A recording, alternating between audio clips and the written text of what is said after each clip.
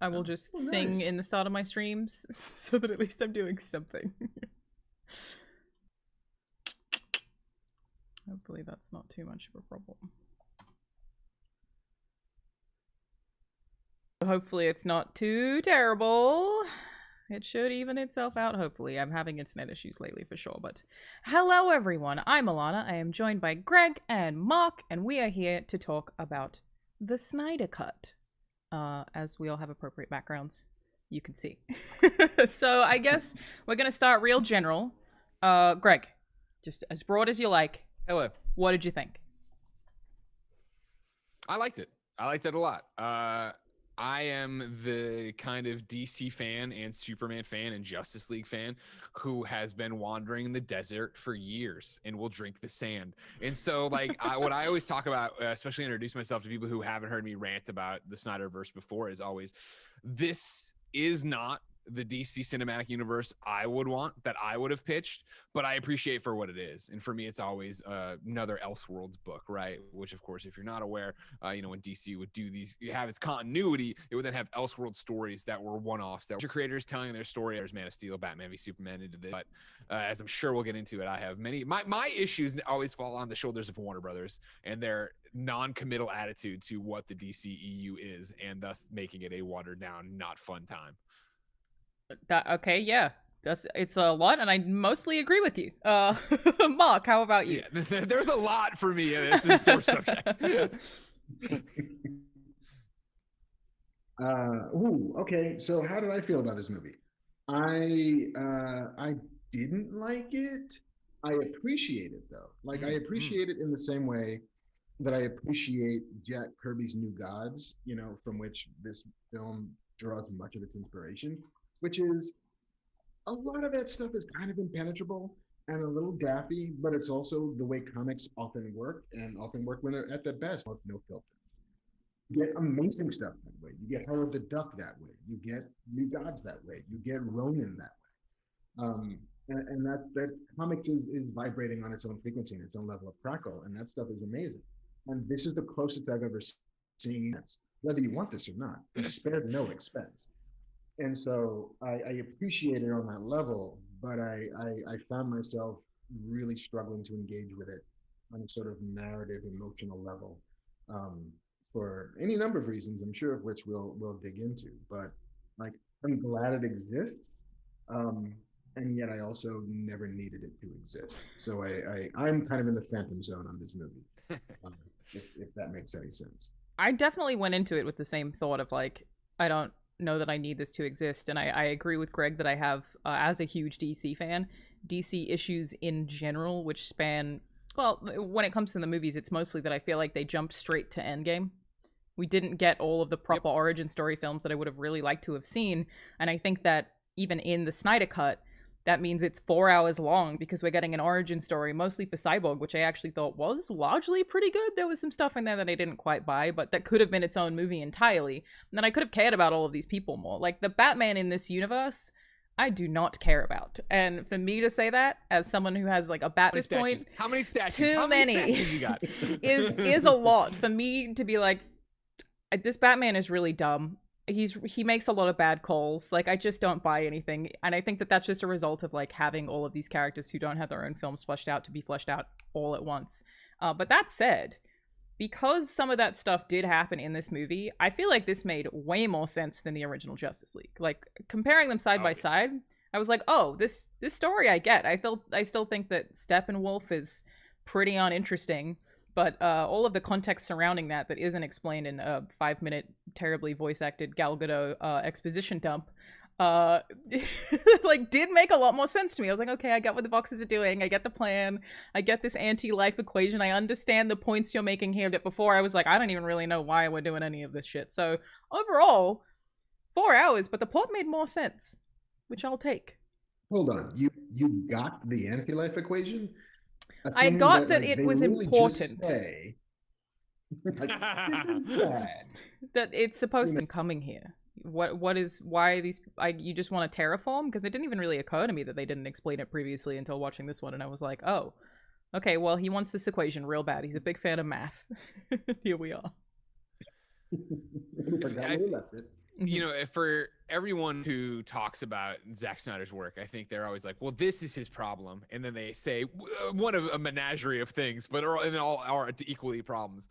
For me, especially talking about anti-life right here, right, is the same thing as when we talked about the nightmare sequence. And so he looked at this 5-movie thing he was making and was putting in things going like, oh, well, it won't be explained in this movie, but it'll be explained in 2 movies, 3 movies, and then you'll get that aha moment, which so does not work for a cinematic audience. Like, you know, when I remember watching Batman v Superman, finishing it, getting into the car, and be like, oh my God, and Flash scene was so cool. And Tim going, that was so dumb. Like, what positions all the time of what he's doing. And I think Anti-Life's another great equation or a great example where when we finished it, or when I finished it and then was excited to talk to people, I was like, and I was so excited to see the Anti-Life equation. And everybody was like, what is it? Like, what are they talking? And I'm like, oh, well. And it's like, that's so not a great answer to give somebody to be like, oh, if you're not, like you're talking about, Mark, right? If you're not up to date on the new gods, if you're not worrying about this, if you didn't read this, if you didn't know that, like, well, like I'm popping for Granny Goodness popping up in the boom tube, right? I saw a lot of that. God, a lot of people are very excited about that. Yeah, it's a strange thing to. No, go ahead. No, I was just gonna say, you know, it is an odd narrative decision to kind of strand an audience that doesn't know this stuff. And if you think about it, I'm not even compared to Marvel because I feel like that way lies madness. But if you look at, say, the Lord of the Rings trilogy, which is, we know we're making 3 of these, right? And we know we have to invest in audience. They find ways to reset that story and tell you exactly what you're after, exactly who these characters are. Then you get to load a bunch of other stuff on top of that. But, you know, I think to your point, Greg, even though he had a 5-movie plan, not realizing that you had to make every movie like dumb proof. Like, you know, it's the old Stanley ethos of every cow engage with the content and then go with you for a while. And I feel all wanting to do that. I agree. I think the inclusion of it. One of the reasons you have that mashup. I have lag again, don't I? It's my internet. I clearly have lag again. I'm sorry, Greg. This is the second time in a week that we've been talking over people. It's my bad. That's all sorry, I go ahead. Fine, go, Alanah. I can just see it, and I'm like, damn it. It's fine. It's I was totally on my end. How dare you make points? No, I was gonna say the anti-life thing is like it is a thing that I would agree is not well fleshed out. Does not pay off in the end. It just made more sense of why the invasion was happening and why Steppenwolf needed to do it. Because otherwise, the motive is just kind of terraform planets, which is so uninteresting for your villain to be doing.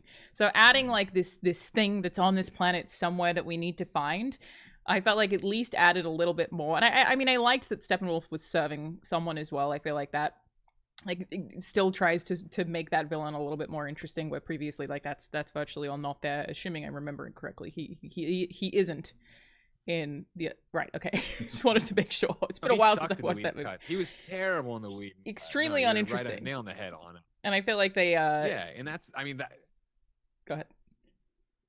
Go ahead. Please go ahead.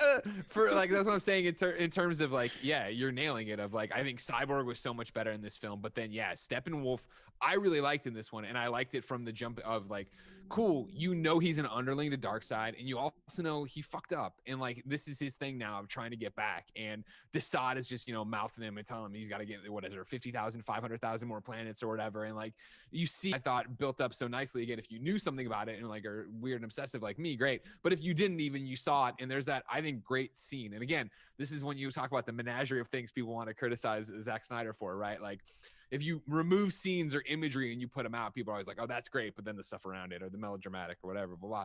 But that scene where he's talking to Desaad and he's like, hey, I found the anti-life equation down here. And Desaad starts talking the alien language and then leaves the weird FaceTime they have. All the parademons drop to a knee. And Steppenwolf's like, what are you doing? And then it's Darkseid and he drops and he panics. And I thought they did such a great job of giving Steppenwolf a weird, he's a bad guy and he sucks, but a range to it. Whereas, yeah, in the Whedon cut, right, he just shows up, he wants some other boxes, and he's going to terraform the earth. And everyone's like, what is this? What are you talking about? Yeah. I do feel like there's the version of Steppenwolf, this version, which actually has more character motivation and clarity than, say, Aquaman. No, this still just like, why? Like, what are you doing with this? This is very weird. This isn't earned. And I think that he works well as comedic relief, But man, that moment where he's saving someone and he brushes her hair, I was like, oh no, why have we done that with him? That's a bit much. You could have just Big saved creeper her. vibes. Not a Big huge fan of that. creep vibes. Yeah, Oh, and there's a it's bunch- I don't like any of this. Just some really weird character choices that I think is like the thing that hurts the whole thing for me the most is not caring about these characters. Thinking Batman is really dumb. Thinking like Wonder Woman is again just exposition dumps a lot of the time. And when you see her in the museum doing her job at the start, you can clearly tell nobody told her what she's supposed to be doing. She's just like kind of brushing at things, but absent-mindedly not actually like doing anything at all. A lot of just like really loose ends for me. Yeah, it was made in 1984. Yeah, that's rough. Yeah, right. And yeah, I think that's the thing where there's, I think it was Nick on our interview on Kind of Funny that was talking about like, it seems like the movie does something right and then immediately does something wrong, right? So you just can't get in this vibe with it ever because it's like, oh, that's great. And then like, well, yeah, like I think the Flash scene is a great example, right? Where it's additive. It's okay, cool. Him and her have a moment passing, going to the pet shop. All right, that's fine. Let that build in the background for the Flash movie or whatever. And then that moment where it all starts and he turns and his shoes explode. And I thought he that runs was to the cool. door and he pushes through. I thought it was awesome. All this is the good stuff. Pushes through it and goes. And then this weird song starts playing, and you're like, this is a choice that's taking me out of it all of a sudden as I listen to what is this song. And then, yeah, he gets there and he's like turning her and doing it. And it's like, ooh, this is you had one, you just looked at each other and then you made eyes again when she was driving away. I get it. But like, you've taken it a step too far now, Barry, right? Yeah. And then the smash down the back to the dogs. It's like, okay, it's this rocky roller coaster all the time of something that's really cool, I think, and looks fantastic. And then into this weird thing of like, wait, why are we doing this? Yeah, because it also doesn't add anything really to his character. Because we're never going to see Iris again. Like, so we're going to spend like 5-6 minutes in this sequence that does not have anything to do with the rest of the movie. You could do that sequence where we explain how he gets powers, which just suddenly exist, and before he has his job at the crime lab, which is how he traditionally, according to Hoyle, gets his powers. And it's like, all right, well, let's connect this to something. Let's make it fuel something. Are we going to see Iris again? If so, this makes sense. If we're never going to see her again, couldn't this real estate have been spent connecting us and connecting him to the main narrative a bit more? 100%. Couldn't it be the moment he couldn't save his mom? Couldn't it be the moment his dad took, the bullet for him? Couldn't it be some ammunition for who he is? It's very much, and I know you want to stay away from the MCU comparisons. I will always go full bore, right? Especially as DC fanboy number one of like, no, I wish DC Cinematic Universe was like the MCU. But they're trying to do with what they do with Spider-Man Homecoming, with Flash, where they're like, oh no, you get it. And the audience is like, wait, no, I actually don't get it. How is this guy fast? Like, is he an alien or what's going on? Like, there's no real explanation for that. We haven't seen his origin story like 900 times like we have with Pete's. Totally. It's like if you're going to have him at some point explain that there's a rule that says he can never time travel, then show us how he broke that rule to bad effect. Right. Yeah. That's a really good point. That one stood out to me. He's like, when I get close to the speed of light, weird stuff happens with time. And you're like, all right. And then he's like, I have time to break the rule. And I'm like, again, what's the consequence? Exactly. The scene of him going, you got to break the rule, Barry, and vibrating as everything explodes and becomes apocalypse around him. Right. Like, take it out of context and put out, like, I think the scene's awesome. Him vibrating, like, all right, we got to break the rule, go. And he's talking to his dad. And you're like, wow, this is powerful. But then you put it in this movie and you're like, but like, so has he fucked up time before? And like, is this like, going to mess up time going forward? What does it mean? I completely agree that like some of that stuff looks so cool. I remember even seeing the first release of the film. I don't know what to call it. Original feels like weird to say, but when Superman looks when Flash is running past him, I was like, oh, what? Like, I thought that was so cool. But then it's still like, in the context of this scene, this is a thing that like maybe I'm missing something that someone can inform me of. The fact that fight starts because Cyborg's suit in that one instance detected a threat and he couldn't control it. I was like, that's how this went down is that he's like, oh, this one time I'm gonna shoot cannons that I can't have any control over accidentally because Superman's in front of me. Your dad kind of played you there if he built that into your suit for you to not have any control over. That's a bad idea. And I feel like that happening goes against like him, the machine he's supposed to be, the machine we are told he is. That being the lead into that scene, I was like, I don't understand how this has happened. Is there something I'm missing there? Yeah, it's from the idea, right? Is that the mother box components have fused with him, so he's not. When Silas brought that over, he's not like fully in control. He's inhabiting a space that is using. So it's the mother box seeing Superman as a threat rather than the suit. Exactly. Interesting. If in the scene where the parademon is outside the window and like the homeless people and the cops scare it off, like Cyborg's hand becomes the cannon. And he looks at it and he's surprised. Like it's instinct. It's the box or whatever, the tech inside of him trying to protect itself from a Kryptonian threat. Or in that appreciate that explanation. That does make a lot more sense. It's one of the few things I think where not that it did it better, but Whedon's cut I thought did a little bit more with that, of him being like, I don't fully understand this stuff and I don't know what's going on. Yeah. And I think that is a hangover there where it made a little bit of sense that way. Yeah, I think that sequence is one of the few times I think that the Justice League, that the tweaks on that scene work better than the original. I don't think there's much you can say of the new material that Josh shot that is worth preserving, because it's not very good at all. But that like Dark Superman fight, the way in is a little bit better and the way out is a bit stronger. Where in Joss's version, Bruce Wayne decided to bring Lois Lane to the stage because he knew, like being the Batman you kind of want him to be, he thought 3 steps ahead, realized that maybe the only thing that'll stop him from just mowing us down like so many errant weeds is the woman he loves. And so that's his secret weapon. Whereas now she just happens to be buying coffee for a cop who happens to be posted outside this, Heroes Plaza. And so, yay, good thing she's here. We all would have died if she wasn't. Yeah, right. She's sick that day, right? Like Batman. So something to do with the pregnancy test before that. I felt like that whole sequence was a lot weaker, despite still thinking that the slow-mo scene of Superman turning his head and that being just, Snyder in essence is still so freaking cool. Like just so hype in that moment. But everything surrounding that, I was like, I feel like I don't buy any of this happening, and I just really wish, like, on my most subjective level, that they hadn't made Batman smarter anywhere. I feel like he's useless, and like all this effort that they're putting into building this ship, effectively, we need to get this working. For what? She wants to fly, but why? Like, what is that really what you need to be? Private jet, Bruce. Maybe we see you in a private jet before this. But this private jet can't fly. I can't get the Batmobile inside this private jet. I can't do that. Yeah. No, and that's the thing I find, weird about this one in particular. And I know it's, whoever you talk to about BVS, it's a different conversation. But I like Ben Affleck's Bruce Wayne in this Justice League. I don't like his Batman. And I liked his Batman fine in BVS. Again, to your point, Alanah, it's still like not the smartest Batman, right? Of like, he gets played by Lex in BVS and sets up like he can have a conversation with Superman. Superman, of course, if he just doesn't shove Batman in the fight in BVS, just talks to him right there, the whole movie's over. It doesn't matter. But it's this idea of the Batman you get in Snyder's Justice League. Like, I just don't ever feel he looks comfortable in the costume.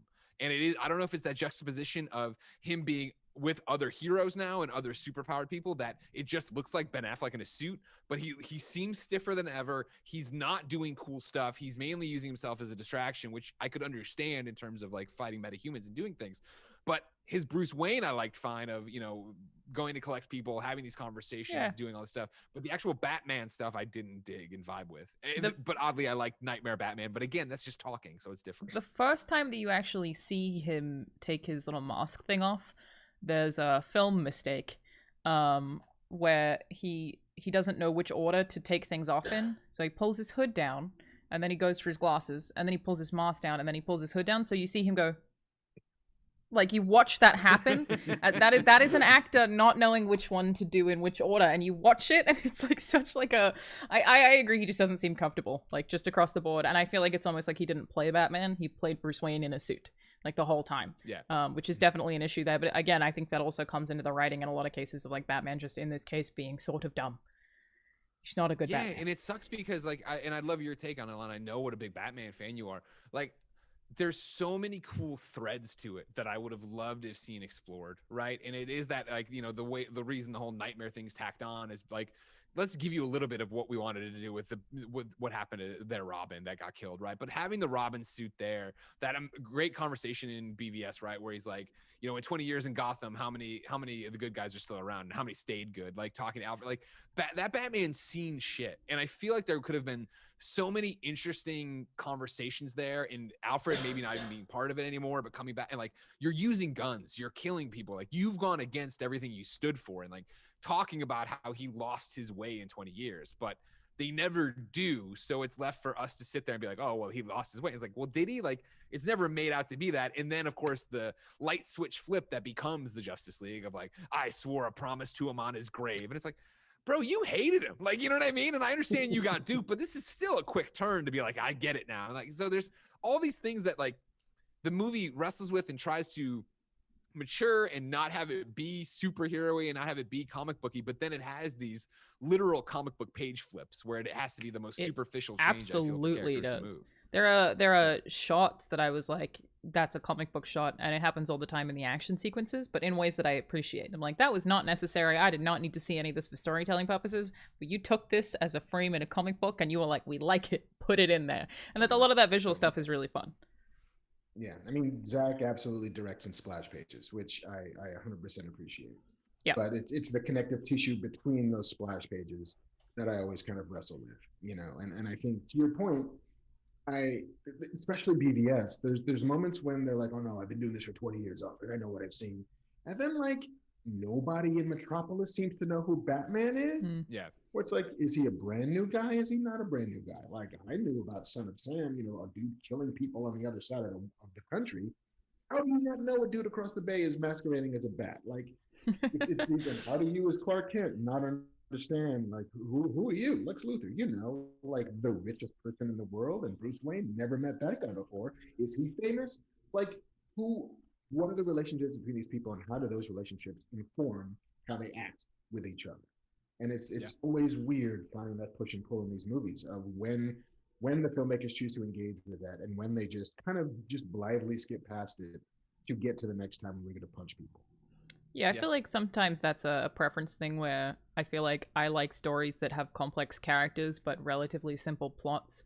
And this is a story that focused on a plot more so than the characters and their relationships. That's definitely what it feels like to me, at least. Is like, here is the plot and here is the action that serves that plot, but it didn't really explore the relationships between the characters. Again, with the note that it does Cyborg like infinitely more justice overall. But to that note, Mark, I really wanted to ask, how did you feel about the Batman Joker dream sequence? I kept on having problems in this movie, you know, and maybe it's a failing of mine own, in which case I will cop to it. But understanding how we keep dipping into these weird alternate reality future visions, like who's seeing the future in this moment? Is it still Bruce Wayne? How is he seeing the future? Are they real futures? He's just dreaming.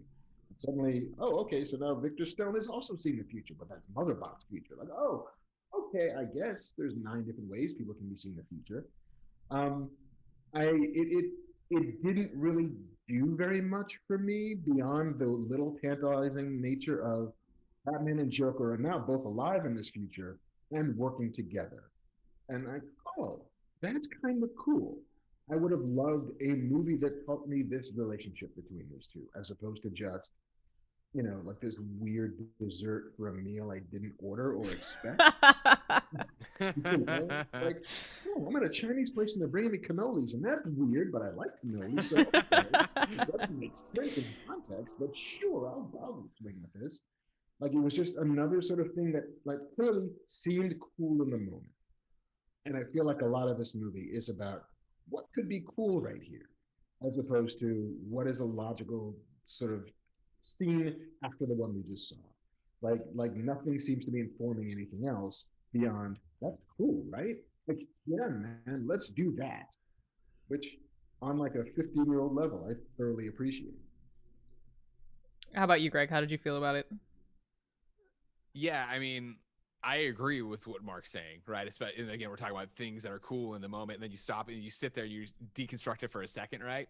all that said, I loved it. I was sitting out here watching it, 1:30 in the morning. We had screener access or whatever, and like I have the volume at a reasonable level. And as soon as that started, I did I got off the couch and like sat in front of the TV to get as close as I could to the speaker to listen to and hang on every word. Like, it's what we're talking about. And I would love a movie based in that, and obviously you're supposed to get one, and I would love the build up to it. And it's back to the 20 years in Gotham. It's back to the Robin suit. Like, it was fan service, and I ate it up. I love that. Like, I didn't see Mira coming, right? And then she's like, he'll die for what he did to Arthur, and they're having that conversation. And then to just get Batman talking to Joker and have it be this I think obviously Suicide Squad and the Ayer cut is a completely different conversation.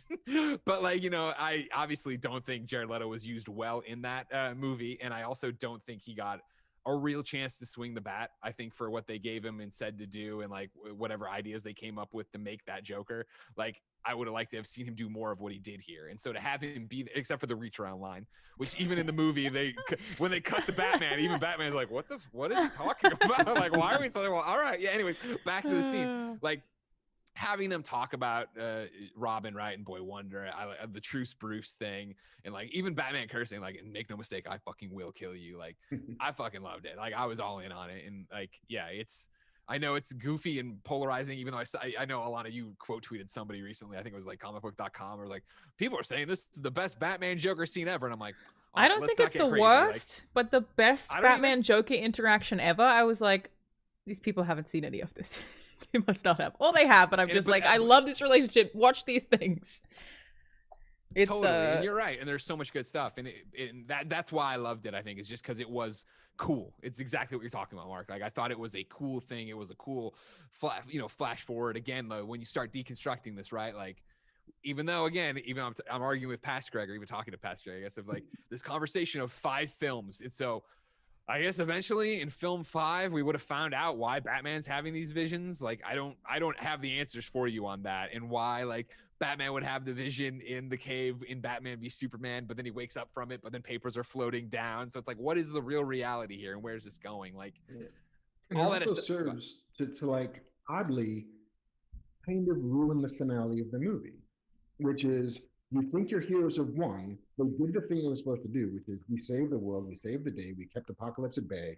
Yay, us. And then it's, oh yeah, no, you didn't. Because look, this is going to happen. According to the text of this movie, this is going to happen, which means nothing you did what you thought it was going to do. And I get that as tragedy, but it's weird to be ending a movie like this that somehow neuters your heroes' entire dramatic arc in the same picture. I almost feel like a better ending in terms of what we're talking about, Mark, would have been somehow taking the vision Cyborg has in the ship and putting it here, right? Where there is that moment of like, we did it, guys. High five, hero poses. This is great. And then somehow Victor sees no, this is actually what was meant to happen all along. You are bringing about the end of, existence. And then have that like, oh my God, we have to get ready for this fight. We have to get ready for the next big thing. Yeah. Like, or you then cut to, you see Darkseid. Like, you're then back on fucking Apocalypse, and you're with Darkseid. And it's like, rather the fleet. We have to do it the old ways. And you're like, oh shit, the bad guy is coming. This is amazing. Instead of, oh yeah, no, we're going to lose. We lost, in fact. And then Martian Manhunter shows up to say, hey, I'm not going to tell you my name, but I've gone by the name Martian Manhunter. I'm around. Like, okay. Yeah. And I'm sorry I didn't help. Well, I'm sure you might have been able to use like an alien who could do super cool stuff before, but I heard there was going to be fire, and I don't swing with fire. Swanwick, you saw them launch a nuke and kill Superman, and you're still in this like, nah, I'm not going to come out and do anything. Not yet. I'll wait. Oh my God. You guys got this. Yeah, I with the Batman v Joker scene, I know that was shot afterwards. That was one of the things that was like, I know the context of that, and I keep trying to remove that from the way that I'm talking about it, is understanding the context of like, well, he thought he was going to get to have this conversation later in another film, but he still wanted to include it, so he put it in here. It just was so weird and out of place. Like, just like, I get that I know who Joker is. but what does he serve to this story whatsoever? Like, it was just so strange to have it in there. And there were some themes in there that I liked, where I actually thought that Batman saying "I will fucking kill you" was a massive downside, and I was like, no, no, no, no, no, stop doing that. But that's the purist in me probably. It just and I do think that is the same with the ending. Bruce Wayne's house, very cool. Love the glass windows you have everywhere, so great visuals there. But like, even the context of him showing up at the end there is really strange, and a lot of the Superman context in general, like the choice to revive him, and the entire world seemingly, or at least them never discussing how the entire world kind of hated him at that point and saw him as this massive foreign threat. I feel like they just kind of like had no conversation about the ramifications of bringing someone back from the dead, and what he would do, and that it could turn out badly, and how everyone would have a problem with that. Like, it was just a big thing to do, where they're all just like, yes, okay, let's do it. And I understand the motivation tying into the mother boxes and thinking that they wouldn't be active if they saw him, that he was there, and that it would protect them or whatever. Like, I understand that, but it was like, there's been very little conversation about this resurrection that we're doing here. That's more, yeah, right. Wow. Like that, I feel like I enjoy that Arthur's the dissenting opinion, even on the ship, right? Of like, this is a bad idea, let's not do this. But even when they were like gathered around mother box, right? And before they go to the ship, Aquaman's wearing his scarf for some reason. I was so annoyed about what he was wearing in that scene. And Flash, right, is like, am I going to be the one who has to say it? That sounds crazy. And Cyborg does it. Yeah, right there is where you have a conversation about bringing someone back to life. And like, what are you doing? And like, I thought they handled the grave robbing scene better than the Whedon cut, yeah, but it's still not 100% there. Like, we get the thing of, like, we could do this in a nanosecond. Like, yeah, but like, he was my hero, and they started a little bit of the, seriousness of what they're doing, but then they still get like, the Wonder Woman, would she go for me, which is a great line and a great conversation. Like, hey, she's 5,000 years old. Everybody's younger than her. Like, all that's great.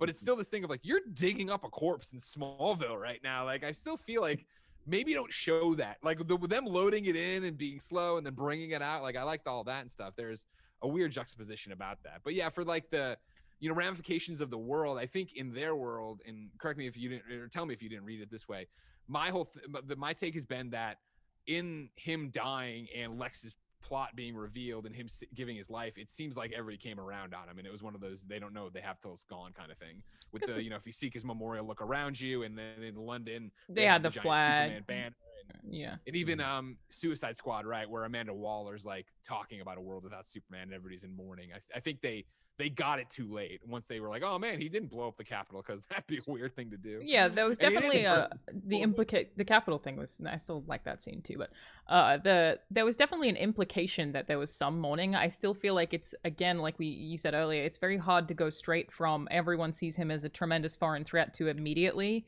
without seeing any of that context in this film, everyone being like, just bring him back from the dead.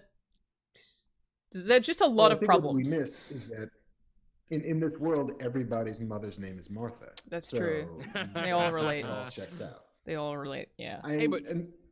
One quick shout out to the one and only Martha Kent in this film, right? Where why am I Diane Lane, right? Like when she's talking to Lois, right, in the apartment and stuff. I was watching this. I'm like, why is she turning her accent up to 9? Why is she calling Perry White Mr. Perry? Like, this is all really weird for Martha. And then she leaves and she's Martian Manhunter. I was like, oh, that's fucking good. That's good that he was like, I know enough to piece it together and play off of Lois's emotions of who she is, but I don't know the actual minute details. I was like, that's pretty good. Yeah, I like that scene. Maybe you guys can clarify a thing for me, which is Steppenwolf has this whole, like, when he's talking to Desaad and I guess then conveying that information to the Darkseid, he says something like, there are no Kryptonians here, the path is clear, or whatever. Yeah. Why would they be concerned about Kryptonians? Because there's really only one who's Superman, and they've never met him before. The mother boxes have never encountered Kal-El before, and there could be a billion Kryptonians on Krypton, or even in their world, like weird, we're going to go off and like plant flags phase. None of them had powers. So how is his death somehow a trigger to invite invasion when nobody knew who he was? He literally was doing this for like 45 minutes. Like, in my Man of Steel like was the first time he shows up as Superman, and so like I was missing that part of it, which seems is the inciting event for the whole movie. Is this dude dies, the mother boxes wake up, and here we go. Yeah, I don't have a great answer for you. I have two different reads on it, right? Where if we got really granular with it, right, Krypton had been out and exploring and going on those giant ships, right, and trying to colonize worlds. I don't know if there was other worlds they found that all of them, they say in Man of Steel, right, none of them worked out. Like, they all died. So theoretically, that's not the actual take on it, but maybe they were out there and they've run afoul of Darkseid before and stopped them. And then, yeah, here it would be, I'm with you, right, of like, okay, they stayed away from Earth because Superman was there. But again, to your point, he's been there for all of a hot minute. Like, you know, it's not like that's what kept them away for decades or whatever. But his death cry wakes up the boxes and does the thing.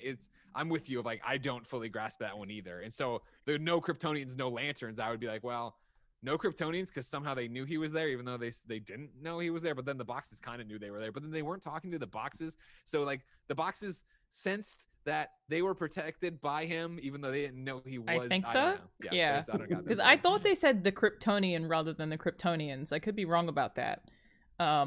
But that's how I read that, is the Kryptonian. I thought they were referring to Superman singular. I agree that it's still pretty weird, but I assumed that that was some kind of like the boxes figured out this power and they inferred it from the boxes. I think. Maybe. Yeah. I don't know.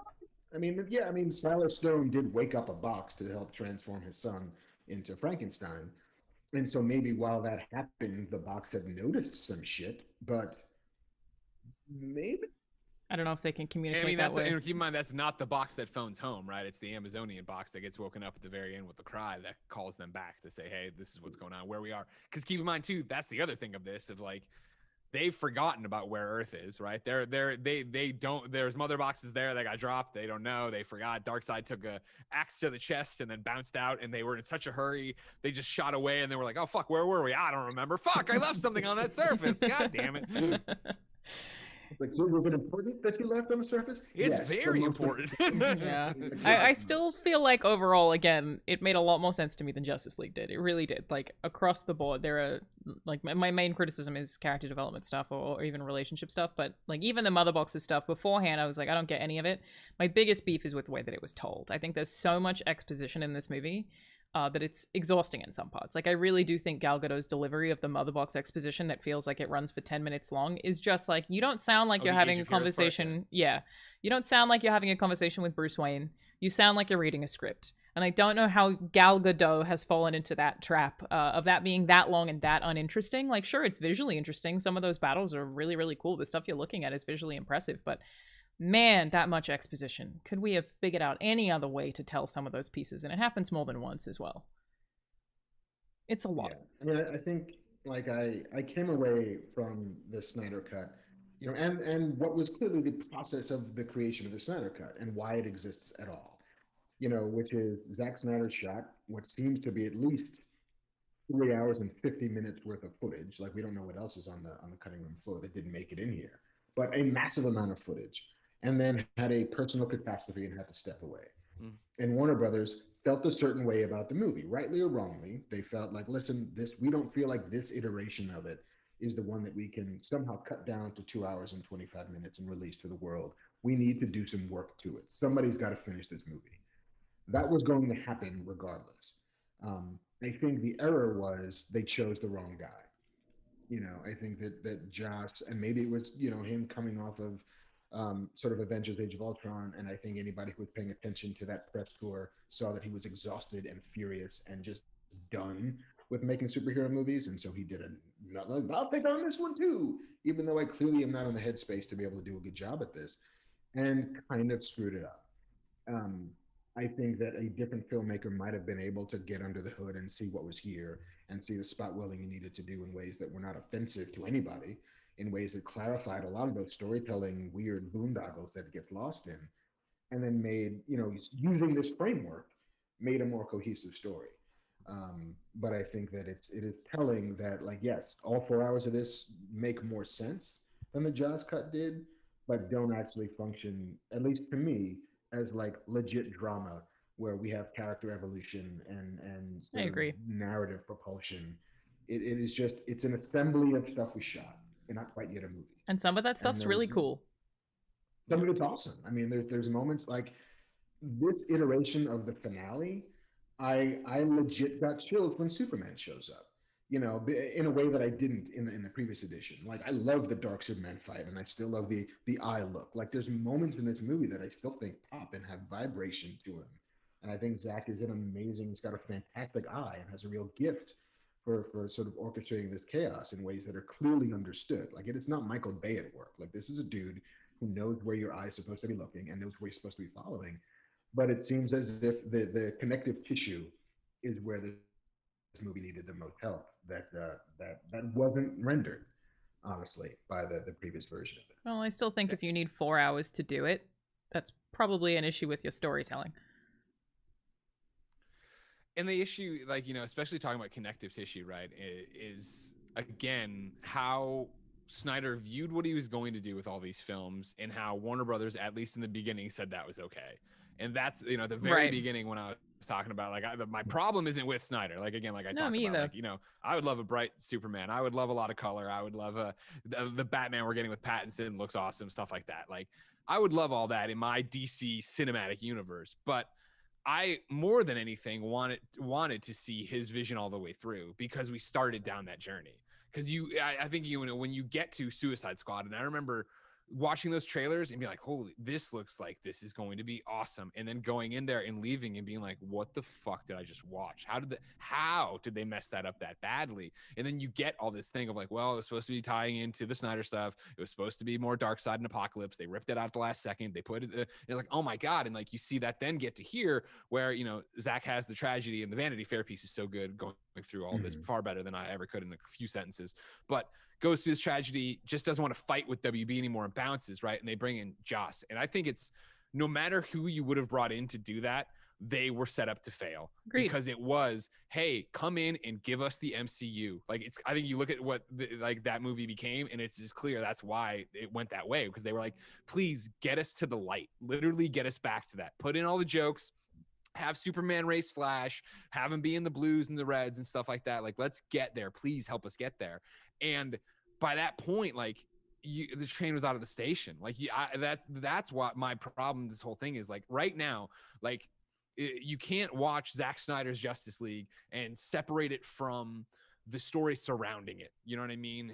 His daughter's suicide, this Joss Whedon stuff, all these different things. And so more than ever, and it sucks now, is like I just wish we were living in the reality where they let him do this, where we get the next two films, where we see it become the Nightmare universe, where we see, you know, Batman give his life to save Lois, where we see Clark and Lois have this kid, where we see credits roll and they're like, cool, that was the story. And then go back, and again, for better or worse, then go back and be like, oh, that's what he was doing with the Nightmare sequence. And oh yeah, this is 4 hours. And it feels like at times, like you were talking about character development and is it here? Is there mission? Like there is, but it's just not the normal what we see in a film or what we expect out of a film, right? Like I love that by the end of the film, you have that moment with Flash and Aquaman, right? Where he's like, all right, Arthur, option A or option B? And he puts on A, he puts on B, he's like, let me see A again. And then even the conversation, right, where they're wrestling with the fact that Cyborg has to give up. Cyborg is the only person who can do this. And they're having the conversation and Flash like to Aquaman, like, I thought you didn't want to be here. He's like, I never said that, or I never said I don't care, or whatever it was. Like, they're building those little blocks that I would have loved to have seen grow into the next two movies. Now, again, I simp for DC. Like, if they could have said Snyder Cut's 8 hours, and I would have been like, let's go. Like, I'm down. So like, I'm not the guy to talk about like what you can do in that thing, but the Snyder Cut is this art house picture that has all these ideas shoved in it. And even now, being done with it, having watched it twice already, I'm like, God, I want to see what the rest would be. Yeah. You know, and I think to your point, the blame doesn't lie with Zack. Truly, he had a vision. Absolutely. It doesn't really lie with Joss because, to your point, no matter who you put in that position, it's probably going to fail. You know, a different filmmaker might have failed less. You know, a different might have failed more, but it was always a losing proposition. But I think, you know, to your point, if Warner Brothers believed in this enough to let him shoot all of it, you know, whereas if you looked at that script and said, hey, this isn't working for us, we need you to do some different things at the beginning. Like you're building a house that's built on faulty, plans and designs. So let's correct the plan first. Then I think you don't have to wait that long for the stuff that you didn't get. It's not built in such a way that is forestalling your appreciation of these ideas and letting, a little too much, picking too much down the road to hope that in movie 3 or 4 we finally get the answers to these things. It's like, yeah, get under the hood early. It's the measure twice, cut once version of it. And it's like, hey, we didn't measure this right, and so now we have 4 hours of footage that we don't know what to do with. Right. And it's them being so reactionary to everything, right? Where, I remember, after BVS, right? Man of Steel was, oh my God, Superman doesn't kill. And also they destroyed Metropolis. There'd be thousands of dead. That's outrageous. It's a comic book movie. That shouldn't happen. Batman v Superman is Warner Brothers getting involved in making sure when Doomsday smashes into Stryker's Island, they go, that's abandoned. Don't worry. And also when they're fighting in downtown Metropolis, Anderson Cooper is like, luckily it's after hours, so it's pretty much abandoned, right? Like they get around that, and then it's like Batman v Superman finishes and people are like, Superman doesn't smile, it's not funny. And if you remember for Justice League, when it was still Zack Snyder's Justice League years ago, it was they invited everyone to set on that first press tour when they filmed the wait, what's your superpower? I'm rich. And he catches the batarang and does all that. They were trying to show that there's levity. Like it's just as much as we don't want to compare to MCU, it is so Warner Brothers wanting MCU but then not wanting to put in the work. Agreed. So going, your next one, you want to do Batman v Superman and introduce the Justice League? Go for it. And then that's like, oh God. And then they keep trying to change it. They're laying the track, but then also trying to get it to go to the left when they were going right before. Have to be way slower and needed way, way, way more guidance. And I largely agree, like overall, with your point, Greg. Like I personally agree with the point that this movie, you can't look at it without the surrounding context of how it was made and how it came out. And like the fact that it was, this guy who went through something awful trying to figure out how to put the pieces of what he expected to be much longer together. But the truth is there are people watching this movie who don't know any of that. Like that is a thing. Lots of people who don't know the context behind it, who are also going to look at a 4-hour runtime, which is, astronomical for a film, and be like, what? Why is this long? And I also understand the idea that it's like, well, just don't watch it if you don't know this context or if you don't want to watch a 4-hour film. But when they're pushing it this hard, I think it just invites that kind of criticism, like from people who aren't familiar with all of that context. And like everything that you said about like wishing he could have seen his vision out is exactly how I feel about Assassin's Creed. I think about it all the time. It's like you'd set me up until basically Brotherhood, where I was like, I'm gonna get the story of the people who came before and what were all these people doing. Then they just cut it all off and they're like, Black Flag, pirates. And I was like, I like the pirates, but you dunked on the sci-fi trilogy that you were setting up that I was so invested in. And yeah, I fully respect that, but I also just feel like, that context can't remove some of the criticisms people have overall, because it is still a film, as a standalone piece that some people will see not knowing any of that. Where, of course, 4 hours to tell a very simple overall, it's not like it's that simple, but 4 hours to tell a story that doesn't leave you coming away with, like Marc kept alluding to, this big dramatic piece. It's just a long time to leave me with not a tremendous amount of feeling, other than the popcorn moments that I really, really, really enjoyed, like that I found really fun, the comic booky stuff. Hey, I like some of the slow-mo. He gets a lot of flack for it. It's overused, but some of it I think is very fun to look at. It's just a lot you're asking of people who may not know the context, and even of the people who do know the context, I feel like you don't leave fulfilled. You just leave kind of bummed that you didn't get the alternate universe that you wanted. Yeah, it is very much. I remember talking to Kevin Smith about it. What is today? Monday, so this would have been last night, maybe. I don't know how time works. Who knows anymore? And he watched it. Yeah, and he watched it with his wife. But his wife knows nothing about any of this. So he became Wikipedia while she's sitting down there watching it. It's like, okay, so this is a mother box. Okay, so this is Darkseid. This is Desaad. This is Granny Goodness. This is what this means. Okay, so Cyborg, like, if you have to explain all of this to a person who doesn't know, then the movie's not doing its job. Yep. Like the movie should be the only text you need to understand the movie. Yeah. And if it's not getting you there, then there's some problem with how that movie's conveying the text. Yeah, and strongly agree. compare that again to, and I know Mark didn't want to. I will go all day on this. Compare Ooh, that yeah. to when I went back to Chicago the night Endgame came out and watched it with my cousin who has 2 teenage daughters. And my cousin, when I was growing up, did not care about my superhero stuff at all. But when we were on the way to that theater, she was talking to me about Iron Man, and she was talking to me about how they're going to time travel. And she was like, she knew it cold because the movies for 20 some movies had done such a great job of giving her a universe from the simplest thing of I am Iron Man, Tony Stark, all the way to here's Thanos. Like, how do you explain that to someone, right? In this quick of a succession, that's what you're seeing. Where it's like, to me, having explained to my friends, what's a mother box? Oh, well, let me tell you. You know what I mean? Let me tell you about boom tubes, and you know what I mean? Like, there's a reason MCU has been so successful and is so dominant. It's because it does a great job at exploring this stuff. It's to the point that now you're getting Falcon and Winter Soldier, and we're literally seeing, man, the Avengers can't get alone. That's fucking awesome. I love that. That's how I think it should be. And you compare that then to here's the Flash, who you don't know how he got his powers, but you don't know he's dead. He's trying to get a job, and this girl he likes, and that's Iris, by the way. Oh, you don't know who Iris is? It's like, what are we doing? Like, there's so many moving things right now. Yeah, it's the perils of trying to jumpstart a universe. Yeah, and I think that Warner Brothers, at least going forward, seems to have taken that lesson kind of close to heart, which is we're not going to try this anymore. We're just going to do what we do best, which is empower filmmakers to tell singular stories. Will there be sequels to those stories? Sure. Will they all connect loosely? Will you have to have seen them all to make sense? Not at all. Like you're going to get a Joker and a Batman and probably another Batman who's going to show up in Flashpoint. And that's cool. And hey, we're going to get a Zatanna movie. That's awesome. How does it tie in with anything else? Doesn't. Who cares? Doesn't matter. Like, yeah. Make a good movie. That's the first job. And then if you can connect them, great. But if you're not accomplishing that first job, I think Warner Brothers has figured out, like, let's do the thing that we do better than Marvel does. Like, they own this space. They were first at the door. They figured out how to do it. Trying to compete on their turf is futile. So we're going to do this over here. We're going to do Black Adam. That's cool, right? Yeah. Yeah, The Rock's cool. The Rock's nice, yeah. Yeah, I just wish they'd slowed it down for sure. But I still feel like overall, like, considering the production hell, this was better than I expected going into it. In that it is 4 hours, and I don't feel like I was satisfied narratively in that 4 hour span of time. Of course, it's hard to say when you've already watched a very similar film, and this just adds 3 origin stories kind of into it.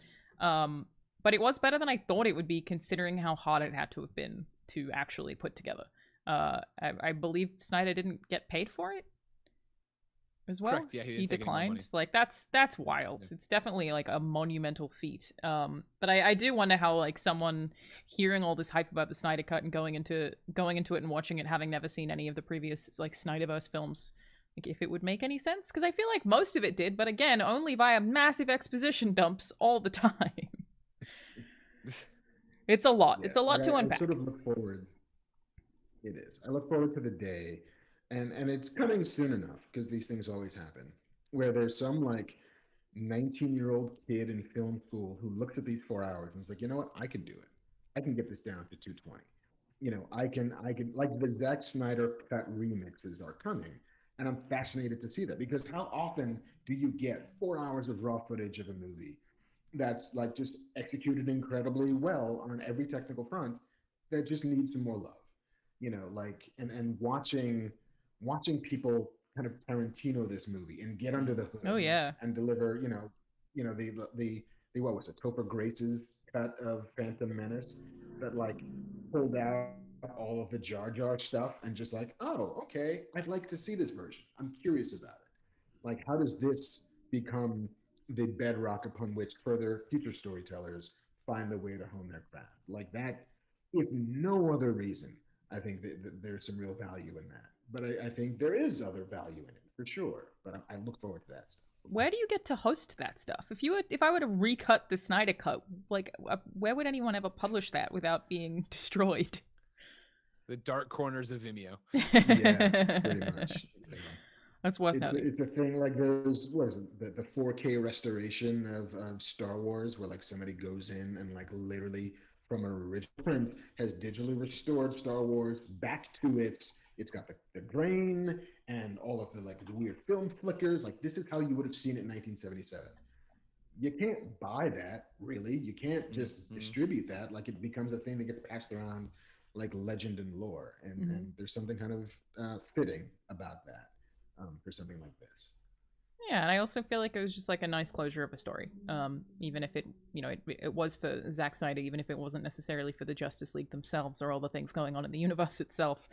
Sure. Um, Definitely, a long road coming. It seems like people in the chat are very mixed on it. Some people are very upset with us for being too critical. Naturally, hey, opinions. If you liked it, I fully support that. I am with you, loving the things you love. Definitely no beef with anyone loving anything I don't love. Even though I did still enjoy it. But you're allowed I to had a like great and time. Yeah. dislike things. Yeah, I did too. I did have a Indeed. fun time, especially considering it. Yeah, before we go, do you guys have That's how any? I was. Good. I was gonna say that's how I knew I was like a DC fan or whatever fanboy on another level. It's when it got into like I was like, has it been 4 hours already? I'm like, oh man, something's wrong with me. I Where I'm expected just to watch like, it oh, across give it multiple all to me. sittings, Yeah, let's but keep going. yeah, no, it wasn't hard to get through. Just the only thing that really grated on me, again, the exposition, so much lore dump, and the slow mo. Sometimes I was like, do we need it for the football game too? Like, did it have to be here as well? Just sometimes a little bit excessive, but I appreciate he has a style and he sticks to it. Mark, did you have any more closing thoughts that you wanted to share before we go? No, just that, when it's all said and done, this isn't a disaster. Oh, I mean, no matter how one can say they feel about it, no matter how sort of ambivalent I might be about parts of it, it feels very much like, they rescued a stalemate from the jaws of defeat. I don't think it's a win, but I definitely don't think it's an L either. It is a curio, and I'm glad it exists. If for no other reason than just to see, to your point, his vision finally realized. Like, what was it? Like, and now we know. yeah, Greg. Yeah, for me, right? Like, I really enjoyed it, and I'm glad it exists. And I think it was Tim on Kind of Funny that put it like, and he was in a negative sense with it, but he's like, is it a good film? Is it this? He's like, it's art, and I think it's art in a way you don't see ever with superhero movies. This kind of way, where the story of what was happening behind the scenes, the story of what's happened, but after the fact that where it ran, where all this different stuff gets rolled into the conversation to make it something bigger than it is. And I think that works for it and works for me. And it does what I love in comic books, movies, games, media, where we're having this conversation and talking about the motivations of characters, whether they're good or bad, these awesome moments, all these things for it. Mark said, he didn't know if didn't think it was a win. Like, I think it is a win for Zack Snyder, for the fans, even though they don't want it, Warner Brothers, right? Because they did make good on this. And even though they're out there today saying, that we have no plan. We're not going to restore the Snyderverse. This was the end of that thing. I will believe it when I see it. I remember when you told me there was no Snyder cut. I wouldn't be surprised to see this continued as at least get the next two movies that we were supposed to get right as animated editions or whatever, not in their cinematic universe, but following up on this or, some miniseries on HBO or something like that. But the hope I have is that, you know, Warner Brothers learns their lesson from this, where what they should have done is like, guess what, everybody? We loved Man of Steel so much. We're going to have Zack do 4 more pictures, and that will be all in the same universe, and then that will end, and we will do other stuff side by side, and yada, yada, yada. I hope Flashpoint is the fix to all this, Hmm. where he, goes through. We get Michael Keaton. The general audience understands what we all understand from Crisis on Infinite Earths, whether you're old like me in the comic book or the CW show. And it's like, hey, guess what? There's a multiverse here, and we can put up anything we want. And here's this new Supergirl you've never heard of because the universes have merged, but we're putting her over here. Like, blow it all up, make people understand. That way you can have the Batman going, and then Michael Keaton's Batman Beyond happening over here, and then there is something happening in this Snyderverse. And just roll with it, and let's make more crazy, fun superhero movies. I can get behind that. Well, yeah, I As feel can like I. it was good chatting to you guys about this. I feel like I kind of want to watch it again, which is not a thing I ever thought I would say Yes. about a 4 hour film, but I'll just give it a bit. I think we're going to wait a few months before we get there. But for now, Mark, where can people find you? They can find me on the internet at Marc Bernardin, MarcBernardin, on both Twitter and Instagram. I have taken off and nuked Facebook from orbit. It's the only way to be sure. I respect that a lot. How about you, Greg? You can go find me at youtube.com/kindafunny. We have a show called In Review where we watch each and every superhero movie and review and rank them. Right now we're going through Godzilla. We got reactions to Falcon and the Winter Soldier before we enter that on MCU. And of course, we will be all over Invincible this Friday. Very cool. Thank you guys for joining me, and thank you all for watching. We will see you next time.